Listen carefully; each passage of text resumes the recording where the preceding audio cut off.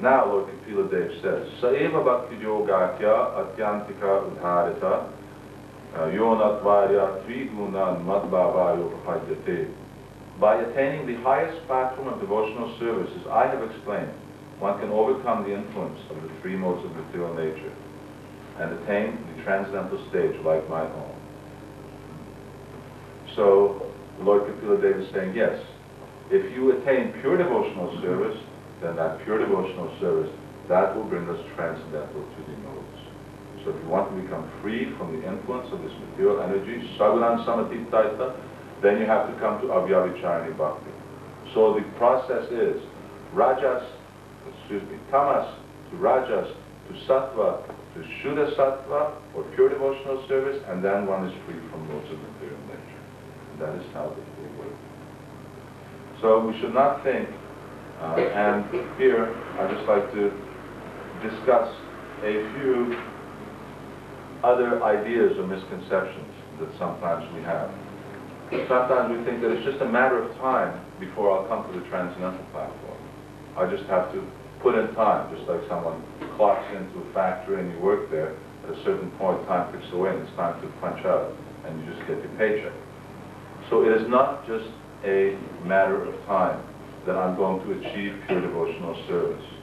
One must follow the process outlined earlier, and one should consciously be making an effort to cultivate pure devotional service by first coming to the platform of goodness. If we don't make that effort, then Bahu Janma Koti Shravana Kirtana. Then one can stay in this material world for tens of millions of lifetimes, practicing Bhakti Yoga and chanting Hare Krishna. That's the statement of Chaitanya Charitamrita. One needs to make a concerted effort. This verse I quoted in relationship to becoming free from offensive habits, offenseless chanting. How does one become free from offenses? You try to be offenseless. If you just wait for the offensive chanting to purify you, that also works. Aparadam yuktanam namidam harantyakam. But it will take tens of millions of lifetimes. And if one makes the effort to become free from offenses, then that will very much accelerate the process. In the same way, yes, all the qualities will come by chanting Hare Krishna, but it will take a long, long time. Therefore, even though we may be in the lower modes of material nature, we should cultivate the qualities of goodness. And this has been discussed earlier and in detail. By cultivating the qualities of goodness, we will invoke the mode of goodness. By regularly being in the mode of goodness, it will become integral to our nature, and those qualities which we practiced before will then become actually very spontaneous and natural. Because we will have actually adopted the qualities of a Brahmana. And at that point, practicing devotional service in that frame of mind and in that qualitative mode becomes actually very, very powerful. And one very quickly becomes free from one's anarthas at that stage of spiritual life and comes to pure devotional service, which will immediately elevate one beyond the influence and reach of the material modes of nature. The other idea is that it's a gradual process. And sometimes the devotees talk about it being a gradual process as if they're making some really long-term plans in this material world. So yes, but it can be much more gradual than we even think. So gradual doesn't mean that it has to take a long, long time in terms of many lifetimes. It doesn't mean that it's unplanned. It has to be a systematic process. It isn't that it's going to be a coincidence that one comes to the platform of pure devotional service. We have to make the effort. We have to know the process. And knowing the effort and the process, then one will systematically progress. That will be gradual. When Prabhupada says a gradual process means you know the goal, you know the system, you make the effort to follow it, and then we will systematically and gradually advance. It will not happen from one day to the next. So goodness means knowledge. As we read in the 14th chapter, from the mode of goodness, real knowledge develops. So if you want to know how to progress, the mode of goodness is that platform. It will actually help us progress. Similarly, Prabhupada states, Krishna states, the manifestation of the mode of goodness can be experienced when the gates of the body are illuminated with knowledge. And to this, Srila Prabhupada says, in the mode of goodness, one can see things in the right position, one can hear things in the right position, and one can taste things in the right position. In other words, in the mode of goodness, one can actually see what he's meant to do. And in passion and ignorance, there is just confusion and foolishness. So, realized knowledge is something that one will be acquired when one actually comes to the platform of goodness. In passion, at best, knowledge will be theoretical, but it will not actually be internalized. And in ignorance, it's just illusion all the way from beginning to end. So, we were quoting yesterday or day before, Bhagavatam states, Sattvam Yad Brahmadarshanam. He says we should write the goodness because by goodness one can come to realize the absolute truth. Brahmadarshan starts at Sattva. Sattva Yad Brahmadarshanam. So this systematic elevation to goodness is explained by Srila Prabhupada in the purport to this verse, this 1 to 24. Prabhupada says, as explained above, one can get release from the conditioned life of material existence by devotional service to the personality of Godhead. In other words, one should practice devotional service. That is what is elevating one. It is further comprehended herein that one has to rise to the platform of the mode of goodness, sattva, so that one can be eligible for the devotional service of the Lord. But if there are impediments on the progressive path, anyone, even from the platform of tamas, can gradually rise to the sattva platform by the expert direction of the spiritual master. Sincere candidates must therefore approach an expert spiritual master for such a progressive march, and the bona fide expert spiritual master is competent to direct a disciple from any stage of life, tamas, rajas, or sattva. So here Prabhupada explains what the gradual process is. He says that gradual progress means that one follows the instructions of the spiritual master, who is systematically raising the disciple from lower modes to goodness, and then Prabhupada says, then one becomes eligible for pure devotional service, and then will come to transcendence. Similarly, Prabhupada here states in the 4th chapter of the Gita, he says, those who are full of dirty things can take to the line of Krishna consciousness for a gradual cleansing process following the regulative principles of devotional service. These are the regulative principles. Yes, gradual process, but not something that's just happening automatically without any conscious effort, without any knowledge, without any direction on the part of the practitioner. So, devotional service in practice, devotional service in knowledge, or practice in knowledge is that which will actually elevate us. So, here Prabhupada is saying, by practice, one comes to the mode of goodness, and by surrendering or fixing the mind upon the Supreme Personality of Godhead, one becomes a very great personality, or a Mahatma. So Prabhupada is emphasizing that one should practice to come to goodness, and by continued practice in goodness, Sa Mahatma Sadurlabha, then one will become a Mahatma. So, this idea that sometimes arises that goodness is antagonistic to pure devotional service. Devotees sometimes doubt that if you're being in the mode of goodness, it's not helpful for bhakti. And one considers that if one comes to the mode of goodness, one will become trapped there. So this is not the case. One should be careful, and one should know that the mode of goodness is not the goal. It is actually the means.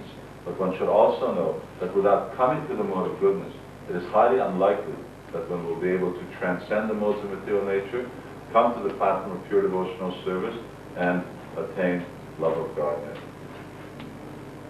So this is the trap. In the Gita, Krishna says, one in the mode of goodness is conditioned by a sense of happiness and knowledge.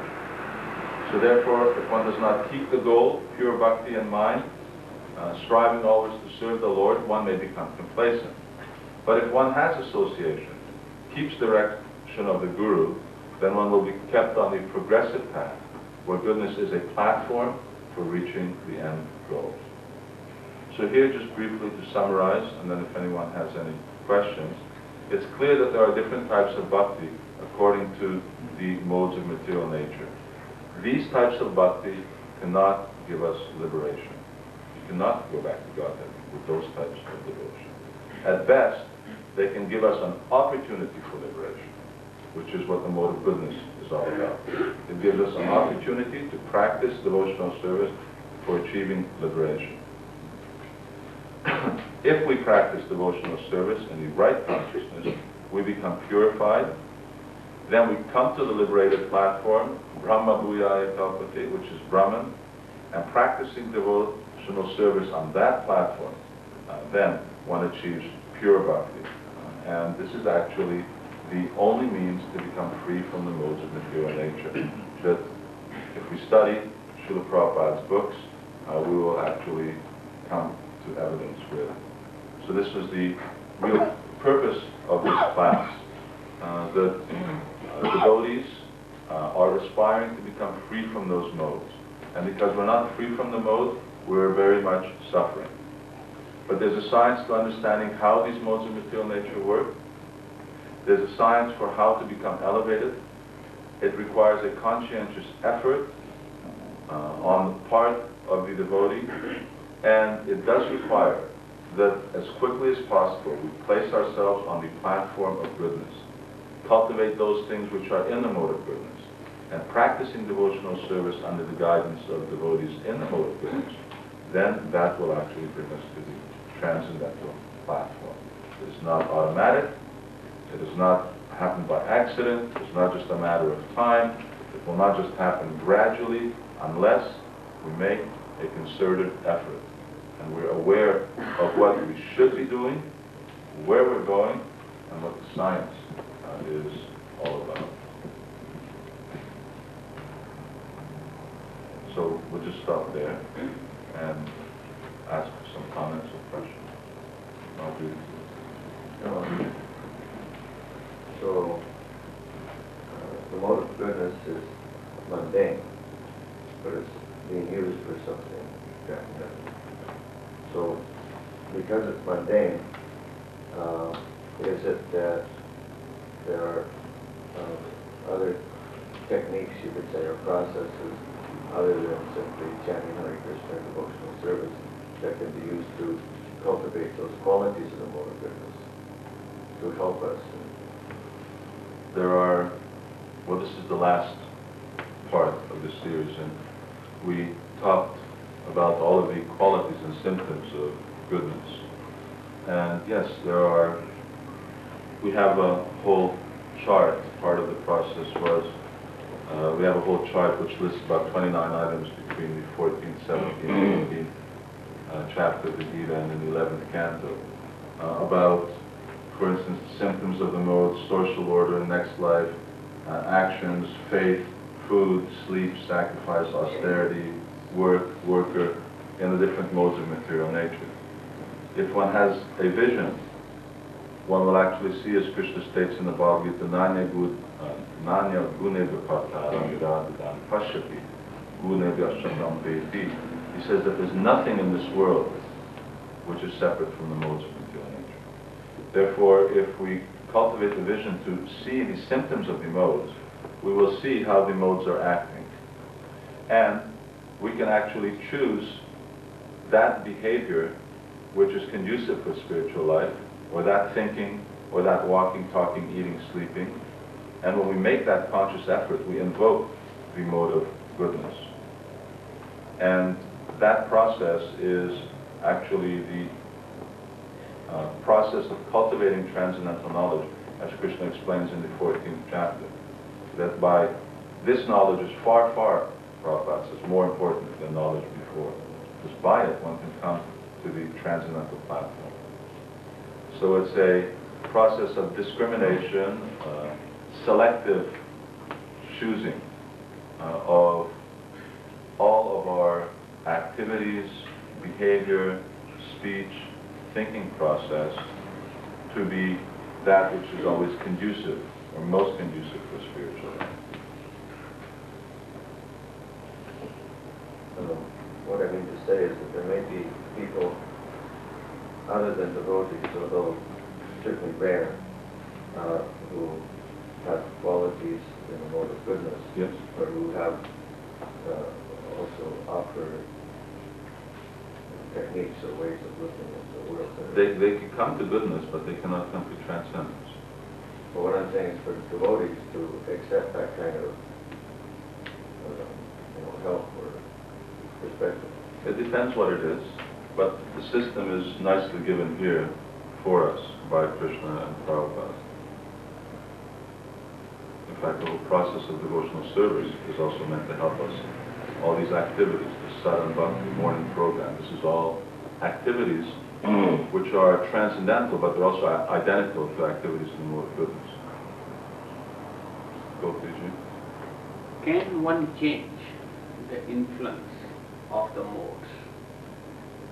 Because normally the one who is in ignorance or the one who is in passion, he himself never realizes this. And I'm listening to you. yeah. So my question is very simple, that if his past karma does not allow him or her to change the influence of the modes, what is the solution for that? This is a very good question. We have also, what am I supposed to do? That's not going to work. Modes of material nature have different qualities, and they affect everything. For instance, how we eat. So a person in the mode of passion eats one way and eats one type of food, and a person in the mode of goodness eats something else. The first part of your question is that it is possible for a person, even in the modes of material nature, to actually choose. It isn't that he has no free will. I'll try to find a quote here by Srila Prabhupada, whether we actually have choice. And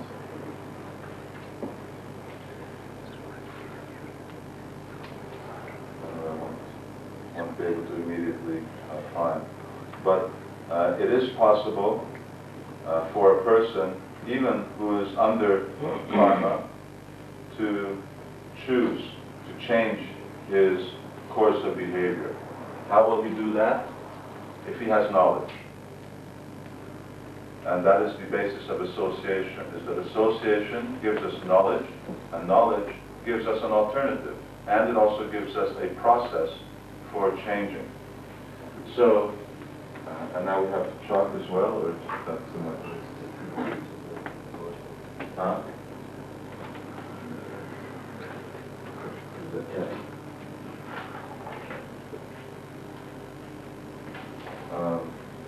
It's as we're describing, just like in chemistry, they have what's called inverse or reversible reaction, is that it goes both ways.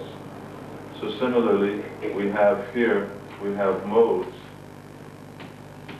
and they have qualities. So modes are symptomized by certain qualities. Similarly, if you invoke or practice certain qualities, you invoke a certain mode. So for instance, I'm in the quality of passion in regards to something. I have this particular quality, which means that when I behave like this, I invoke this mode, which will be passion. Now, if I go from here and I change that quality, and I change it to, for instance, a quality which is symptomatic of goodness, then I will automatically, in that sphere, come to goodness. For instance, if my eating habits, I change my eating habits, for instance, as Krishna explains in the Gita, from those of passionate eating habits to those of good. Okay.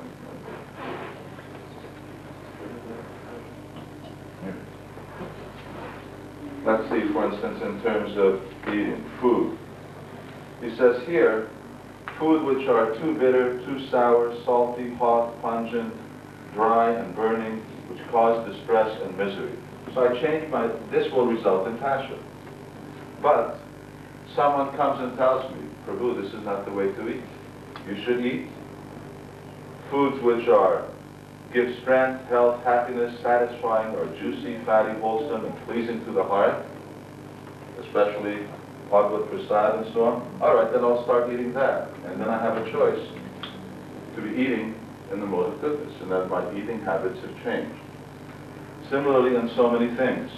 For instance, I'm a worker. One who's attached to work, its fruits, desiring to enjoy the fruit, greedy, envious, impure, motivated by joy and sorrow. So I'm a worker in the mode of passion. But if someone tells you, no, don't be so attached to the results of your work. It will come, it will not come. You're not going to die anyway. And you don't be envious of other people because they have more. And don't be upset if you don't get what you want, and don't lament if you lost what you had. But rather, you should work like this. He says, work with determination, enthusiasm, not wavering in success and failure, and be free of attachment. Oh, I got this good advice. Now I try to practice that. Then I come from becoming a worker in the mode of passion to a worker in the mode of goodness. And when one has information, transcendental knowledge, and in every sphere of activity, or walking, or sleeping, or talking, or faith, everything, we start to change on the basis of knowing what is, because this is most desirable for spiritual life, then one can progressively change one's behavior from passionate and ignorant behavior to transcendental, even though, as you said, one is under the influence of one's past karma. Because by knowledge, one can become free from that. So one has a free will by Yes. effort and changing the qualities. One can improve the degree of his influence of the mode. Very much, yes. Sri Chan? Who gave you this direction to analyze the qualities and modes? Who gave the direction? Direction today. Who gave the inspiration? Yes. Prabhupada? So the directions came to you. It was not your own creation. Well, I was reading, and when I was reading, I was reading one thing which caught my attention, and I'll just read that, and then from there I realized, oh, I have to study this. In the beginning of the 14th chapter, Krishna is talking about modes of material nature, and in the first purport, I probably read this 20 times at least. And it never caught my eye, and I never really understood. But I was reading, Prabhupada here is saying, now in this chapter, the Supreme Personality explains what those modes of nature are, how they act, how they bind, and how they give liberation. And I said, how they give liberation? In fact, I was reading, someone else had actually done a study of this, although it was a bit of involved with some other political things. But when I read this thing, how do the modes of material nature give liberation? And I couldn't understand. How is it that what binds you gives you liberation? So then I thought, oh, this is very important. I must do this. I must study this and give a proper analysis of this for myself so that I can understand what this is going. The direction comes from somewhere. We execute and then acquire the knowledge, and thereafter, when practicing is left to us. We have option. Do we have a choice? Yes, certainly. We have. Mm. And even if we have a choice and option, and one makes an effort, thinking that, well, I am doing the effort and I can do this. Yes. That is where is a big question mark, that why it specifically that direction comes to a person or ABC or XYZ, and that direction doesn't comes to a other person. The direction comes to everyone. Direction comes to It everyone. comes to everyone. But then sometimes, I've It's read the this- quality where he lacks. Once he gets that quality, automatically then he will whether get we those hear there. it, whether we hear it or not. Yeah. The direction's always coming, but whether we are hearing. So I read a study, much deeper study of this. I was reading this and then I realized, oh, yes, I should actually try to understand this more seriously. The instruction was always there, but I'm not hearing. And by association, by hearing from others, then gradually the ability to hear increases, and then one can actually understand. Prabhu, is there any test by which an individual could come to know in which mode he is? Yes. There is a test. Just now, that is how it was. Here are all the qualities, and they're all listed. For instance, what are main qualities of ignorance? Anger, miserliness, speaking without shastric authority, hatred, a parasite, hypocrisy, fatigue, quarrel, lamentation, delusion, unhappiness. They're also symptoms of passion, ignorance, goodness. So we can see these. In general, they're described, and Krishna then also describes in terms of individual things as well. And it's just like a chart, and you just look up the chart, and if you're honest with yourself, you immediately see where I fit in. We will see what mode am I prominently under, and, for instance, what kind of mode do I react in happiness? What mode is my determination in? What mode is my work in? What mode is my sleeping in? What mode is my renunciation in? All there. You just look, you compare, you can immediately know. That's the whole point. Because unless we know where we are, then we will not know where to go. Prabhu, it would be very useful if you I will give you a copy of kept this chart. the chart for all the devotees, so We that did. they can write weekly or every day to see what they have achieved. Oh, they're progressing. what they have Improvement. progressed, and whatever is being preached, how much we are achieving and practicing. We actually did. I've been doing all this at the manor, so I have this chart, and it's available for devotees who want. It's very interesting. All the different items and the symptoms in goodness, passion, and ignorance of everything. It's actually even been typed up, printed out. And this is like a very good, it's like a map.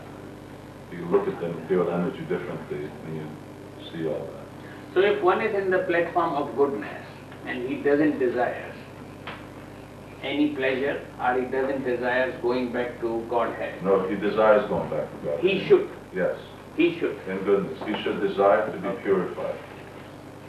But a transcendentalist, he doesn't desire.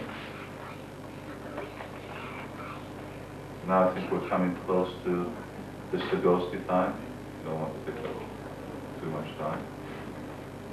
All right, thank you all very much, and we'll see everybody today being here. Srila Prabhupada, Sivarama Swami. Now, Sivarama Maharaj ki. Sorry.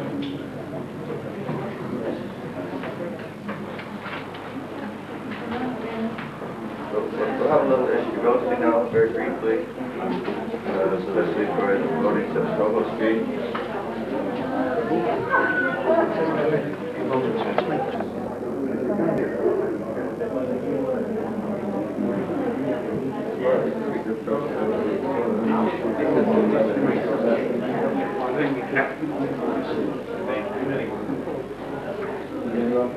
It's very good, proactive life. I will give this chart to you tomorrow. This chart was one thing. I will bring that to you tomorrow. I don't have this chart.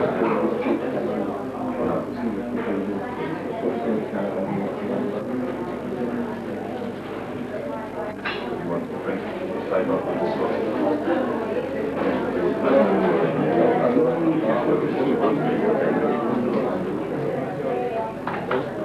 Or I will just bring you food and have but I will be back.